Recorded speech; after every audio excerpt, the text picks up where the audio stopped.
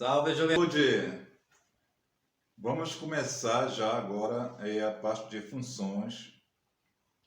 Vimos lá que é importante aqui, muito importante, é que você entenda esta relação que fazemos entre proporcionalidade e grandezas, tá? Então, nós trabalhamos a vez passada a parte de grandezas. O que é grandeza? É tudo aquilo que eu posso medir. E vimos algumas grandezas, tá? A função que a gente vai trabalhar agora, geral sobre as funções, tá? É ter essa noção do que é uma função. Então a gente vai fazer a primeira parte, noção intuitiva, né? E já fizemos a leitura de gráficos, a gente usa plano cartesiano para isso, mas vamos fazer de novo. Tabelas. Então, se você olha uma tabela, você vai ver o que está acontecendo ali, tá? O que vai ser importante para a gente no início é saber se ela é diretamente proporcional ou inversamente proporcional. O que é isso? Entre duas grandezas. Se eu cresço uma, a outra cresce, ou se eu decresço uma, a outra grandeza também decresce, elas são diretamente proporcionais. Agora, se acontecer ao contrário, eu cresço uma e a outra decresce, ou decresço uma e a outra cresce, elas são inversamente proporcionais. Mas isso a gente vai ver mesmo na realidade. Tá? Em física, vocês vão trabalhar com velocidade, espaço, tempo. No início, já estão trabalhando já. Né? Por exemplo, a velocidade é diretamente proporcional à distância, né? Inversamente proporcional ao tempo. Então, essa linguagem está aqui. Tá? Depois a gente vai trabalhar a noção de função, então outro vídeo. Aqui a gente vai trabalhar a parte mais de gráficos, eu vou trabalhar com Excel, tá? Ou Excel ou planilhas eletrônicas. Então vamos aprender a trabalhar aqui com planilhas, né? As planilhas que vamos trabalhar será do Windows, o Office, o Excel. Você pode usar direto do Google for Education, que é das planilhas. Esse não precisa baixar nada. No Linux, quem usa Linux, o Calc. Ou podemos usar direto o GeoGebra. Nos gráficos, então vamos trabalhar mais dentro do plano cartesiano. Então, você tiver uma noção em plano cartesiano, então vamos trabalhar aqui direto. Então, vou trabalhar aqui no primeiro vídeo, nós vamos trabalhar diretamente com exercícios, tá? Porque você já viu o vídeo, já tem esses vídeos aqui já, né? Aqui é mais a prática, tá? E outro vídeo vai ser a noção de função, essa relação que existe entre conjuntos, tá? Vamos trabalhar aí com conjuntos naturais, inteiros, na prática os reais, tá? E vamos ver a notação, ou seja, a definição da função. A partir daqui, você tem a intuição, você sabe o que é uma função, né? Vamos trabalhar mais a parte de conceitos, tá? Ou seja, qualquer área de conhecimento, você vai trabalhar essa parte aqui, qualquer área. Você pode escolher, aí eu não quero trabalhar matemática, eu vou para administração. Piorou, está aqui. Aqui que está a análise mesmo da parte administrativa.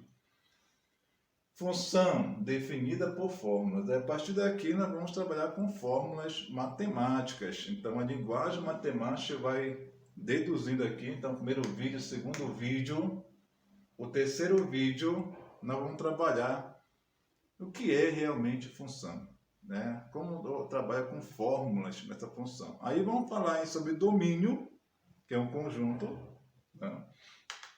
E vamos falar sobre contradomínio.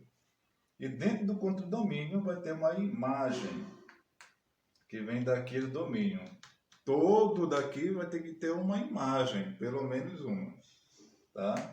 E essa imagem aqui está dentro do conjunto do contradomínio. Olha só, né? Até que desenhei aqui. Então são elementos daqui do contradomínio que vão estar relacionados com os daqui. Todos daqui, todos, vão ter que ter uma imagem aqui. Mas nem todos daqui, ó, vão ter alguém lá, né? Então isso aí a gente vai começar a trabalhar muita lógica aí, tá? Mas vocês já têm essa noção. Se vocês olharem uma tabela, se vocês olharem um gráfico, vocês vão dizer se ele é crescente ou decrescente, a linguagem que a gente vai usar aí, tá? Fiquem tranquilos, um assunto bem fácil. E vem comigo aprender essa primeira parte aí.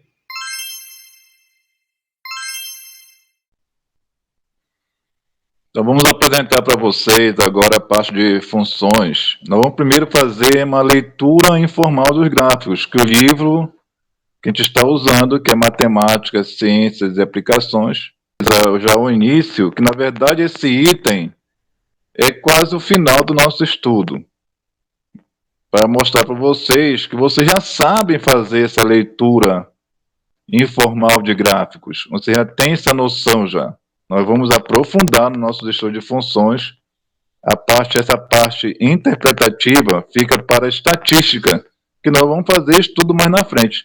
Mas só vou mostrar que esse início, vocês têm domínio um pouco já sobre leitura de gráficos, tá?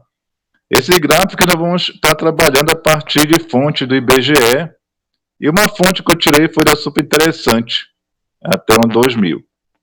Então, vamos observar alguns gráficos que o livro de vocês oferece, que é Matemática, Ciência e Aplicações, e nós vamos estar seguindo aí. Então, rapidamente, vem aqui comigo para a gente fazer esse estudo.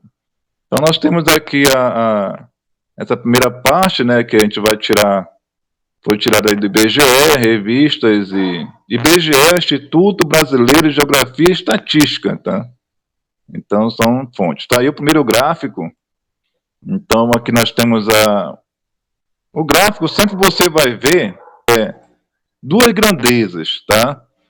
Nesse gráfico aqui cartesiano. Então, nosso gráfico está relacionando, primeiro tem que ver relacionando ano e aqui a taxa de urbanização no Brasil, tá? Aqui as duas taxas em porcentagem, tá? Então, aqui, ó, ano, taxa de urbanização. Então, a taxa depende do ano, tá? Então, essa dependência aí. Então, aqui, nós vamos falar algumas linguagens que vocês já vão pegando essa linguagem matemática de leitura de gráficos, tá? Então, o gráfico são duas grandezas, né? A taxa percentual e de urbanização e o tempo. Aqui o tempo está em ano. A taxa é função do tempo, ou seja, essa taxa aqui está em função do tempo. Essa linguagem sempre a gente vai usar, tá? Então, aqui o eixo Y, que é chamado, vai estar em função do eixo do X. Então, o Y vai estar em função de X. Tá? Vai pegando essa linguagem, beleza, tá? Que vive em zonas urbanas. Por exemplo, em 2000, ano 2000, aqui a gente pode perceber que 81,23% da população, né, aliás, está tendo essa taxa de urbanização no Brasil, né? Da população brasileira viver em zonas urbanas, tá? Então, olha só, 81,23% da população vivendo em zonas urbanas, hein? É fácil perceber que a taxa cresce, ou seja, ela vai crescendo, hein? Tá? Vai crescendo. Então, na verdade, aqui tem uma função crescente, tá? Mas depois a gente vai falar a questão de taxas, que tem algum ano aqui que a taxa decresceu um pouco, ou seja, a taxa, na verdade, essa inclinação aqui, tá? Ou seja, ela cresceu, mas a taxa pode ter diminuído, olha lá. Vamos dizer que esteja assim, ó. Então, essa aqui é chamada, essa inclinação é chamada de taxa, tá? Então, se ela diminuir para cá, olha, então houve um crescimento ainda, porém a taxa diminuiu naquele período, tá? Vamos começando já a analisar por aí. Dizemos que essa função é crescente. No gráfico evidencia-se também um forte crescimento da taxa até o ano 2000, né? Então, até 2000, você percebeu que houve um crescimento, se for pegar de 2000 né, até aqui, então hoje uma taxa grande de crescimento. Depois ela começou olha lá a taxa, né, começou a declinar, né, e ficar ali no 84,36% em 2010, pessoal, tá? Nós estamos em 2021, então 2010 essa pesquisa aqui, fonte, aí tem que ter a fonte do gráfico, tá? IBGE até 2010, tá? Onde está disponível e quando foi acessado, tá? Então é isso que a gente queria, dá para analisar, né? Olha, qual é a taxa de urbanização em 1980, né? 80, 67, por que aconteceu essa taxa aumentada aí de 70, né, de 50 até no 2010, por que sempre aumenta essa taxa de urbanização? Será que agora está vendo esse crescimento ou se conservou, né? Então temos que ver aí, a gente vai fazer um IBGE, que é esse instituto de pesquisa, tá? Então vocês podem fazer também coletando dados, organizando esses dados aí no gráfico, e depois você fazendo análise, como nós estamos fazendo aqui, tá?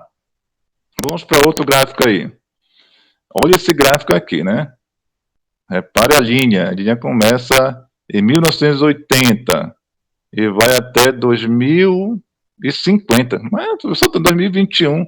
Sim, a matemática, ela faz uma previsão do que vai acontecer daqui a alguns anos, né? Então nós vimos que quando iniciou a pandemia, falaram lá no início, se você ver a pesquisa, se o Brasil não se cuidasse, não tomasse providência, chegaria só no ano 2020 a 1 milhão de mortes. Nós chegamos a 500.000 agora, né? Porque se tomou providências, mas poderia estar zerado já se tomasse providências mais. Mas a matemática, a estatística, já dizia lá na frente. Né? Já dizia lá na frente, sabia quantas mortes iam acontecer. Como tiveram providência, diminuiu, porém continuou a negligência. Então não era para nós estarmos com 500.000 mortes, já era para ter terminado isso, como muitos países europeus já terminaram. Mas vamos lá. Então aqui fala da mortalidade infantil. O gráfico mostra uma grande conquista da sociedade brasileira, aquela da taxa da mortalidade infantil, em 1980. Então olha lá, né? Então nós estamos aqui, taxa de mortalidade infantil no Brasil, óbitos por 1.000 nascimentos, ou seja, a cada 1.000 nascimentos, no caso aqui em 1980 tinha 73 mortes, tá? A gente pensa que é pouco, né? No Brasil, nasce aí, por ano, eu nascia mais de 1 milhão, tá? Aqui nós temos aqui 1.000 mortes, 73 pessoas morrendo, crianças morrendo naquele tempo. E hoje diminuiu, olha. Vamos pegar aqui no ano 2000, aqui é a previsão, tá, pessoal? 2021, que nós estamos aqui, a previsão é de 14 mortes, quase 15 mortes por 1.000 nascimentos ainda. Então, estão ainda morrendo crianças por falta de vacina? Sim. Não é a falta, às vezes a pessoa não vacina, né? Então, por que diminuiu isso aí, né? Foi devido às vacinas que ocorreram. Falei vacina aqui, mas não está relacionado a vacinas, mas com certeza essa parte, as projeções indicam, né, se a gente for pesquisar, por que diminuiu a parte das mortes na questão das crianças, né? Foram vacinas que vieram para nos ajudar a combater isso aí. Vamos lá para outra aí. Olha esse gráfico aí, né? Então, esse gráfico é ano de novo, tempo, e aqui é número de óbitos por AIDS no Brasil. Então, em 1990 começou aquela da parte de AIDS, né, e tal. Ainda temos ainda, né, mas graças a medicamentos, isso aí diminuiu bastante, né, e nós temos aqui em 2009 ainda com 6 pessoas ainda morrendo por AIDS no Brasil. Ainda está morrendo, sim, né, não está tão evidenciado por causa do Covid, né, mas está havendo sim mortes ainda por AIDS, né? Então vamos ver aqui, olha, houve um crescimento, chegou lá no máximo de quase 10 mortes em 95, né? Por 100 mil habitantes, pessoal. Então nós somos 200 milhões de brasileiros, mas no caso aqui a cada 100 mil havia 10 mortes, tá? 100 mil habitantes, então a cada 100 mil havia 10 mortes. É aqui 90, aí diminuiu um pouco 96 e houve uma grande queda aqui, olha. Então essa análise a gente pode fazer, né? A gente pode fazer isso daí. Houve um crescimento depois dessa queda aqui? Sim, ficou aqui oscilando aqui, olha. Oscilando entre 6,3, 6,4, 6,3, 6,7. Depois baixou, olha, tá? Então não houve um aumento aqui, olha, de 2006 a 2009, né? Então, professor, como eu posso saber, né? Aqui faz uma pergunta, não? Em 2009 a população brasileira estava em 190 milhões de habitantes. Qual o número aproximado de óbitos por área registrado naquele ano? Então, é só dividir, né, 190 milhões por 100 mil, que dá 6,3, né? Que é 2009. 6,3, ok? Assim que se calcula aí a taxa de mortalidade que ele fala aqui, por 100 mil habitantes, tá? Então, sem saber também 2 milhões, a gente pode ver aqui, somos hoje 200 milhões de habitantes, divide por 100 mil e vê a taxa, tá? Isso aqui é a previsão que se fez, agora a gente tem que ver, né, quantas mortes aconteceram de AIDS, aí onde que vê isso aí? Com o IBGE, que ele vê isso daí, que é o grande instituto de pesquisa aí nesse sentido. Então, terminando aqui, eu trouxe um gráfico mais atualizado, né, que eu peguei super interessante, tá? Professor, mas como é que está essa questão das mortes de Covid, o que? Essa pessoa só anuncia mortes por Covid. Sim. Mas vamos ver o número aqui de nascimentos também, tá? Nascimentos, mortes e casamentos. Casamentos aqui está relacionado ao casamento civil, tá? Não o casal que estão juntados, né? Porque também estão casados. Estão juntos aí, já vivem juntos, já estão casados, só falta um registro civil. Mas aqui no caso de casamento civil, tá? Então aqui nós temos em 2015, olha, número de nascimento, 2.305.628. Em 2015 teve 902.878 mortes e 920 casamentos, tá? Aqui diminuiu o número de casamentos em 2016, civil, né? E aqui o número de mortes, mais de nascimentos sempre está acima. Só que houve um decaimento aqui em 2019, né, do número de nascimentos. E houve um crescimento de número de mortes. Tá? Então a gente pode ver aqui, né, se seguir essa tendência, né? O número de nascimentos diminui, o número de mortes aumenta, não pode acontecer isso, né? Senão aí a gente vai ter um declínio populacional, né, e uma grande catástrofe aí para adiante, né, para cima. Virar um país de velhos, como já está previsto também o Brasil virar esse país, tá? Um país de idosos, como é em muitas regiões da Europa. Então, aqui, aumentou o número de mortes, mas esse aumento foi devido aí, né, 2020 para 2021, 2019 para 2020 não tinha pandemia, mas aumentou o número de mortes, né? Exatamente. Aí 2020 para 2021 e houve a pandemia, mas aqui eu estava tendo aumento já. O que relacionou esse aumento do número de mortes aqui, 19 para 2020, né? No Brasil isso aqui, tá? E essa edição da Super Interessante terminou em abril. Então, em abril, em 2021, teve aí 639.321 nascimentos, mortes devido também à Covid, está levando muita gente aí, pessoal. 403.218 mortes, e casamento está tendo o declínio aqui, né? Casamento civil falado, tá? E, claro, também devido aí, não sei, 2019, 2020 aconteceu muitas mortes e poucos casamentos, Nascimentos continuou, se conservou, aumentou um pouco, mas depois esse ano diminuiu aí, olha. 2019 para... Será que tem a ver em relação com casamento, né? Então, porque o casamento civil gera, vamos dizer, o casal se casa para ter filhos, para, né, ver unido. Então, vocês percebem que o número de casamentos também está acompanhando o número de nascimentos. Né? Olha, diminuiu o nascimento, diminuiu os casamentos. E mortes sempre aumentando. Né? Então, isso aí é dados que você pode analisar. Aí, o que o cientista faz? Ele quer pesquisar mercado, ele quer pesquisar alguma coisa. Então, vai depender do que ele quer pesquisar, né? Do que por que está acontecendo essas mortes, por que aconteceu esse não casamento de 2019 para 2020, o que ocorreu aí nesse período, né?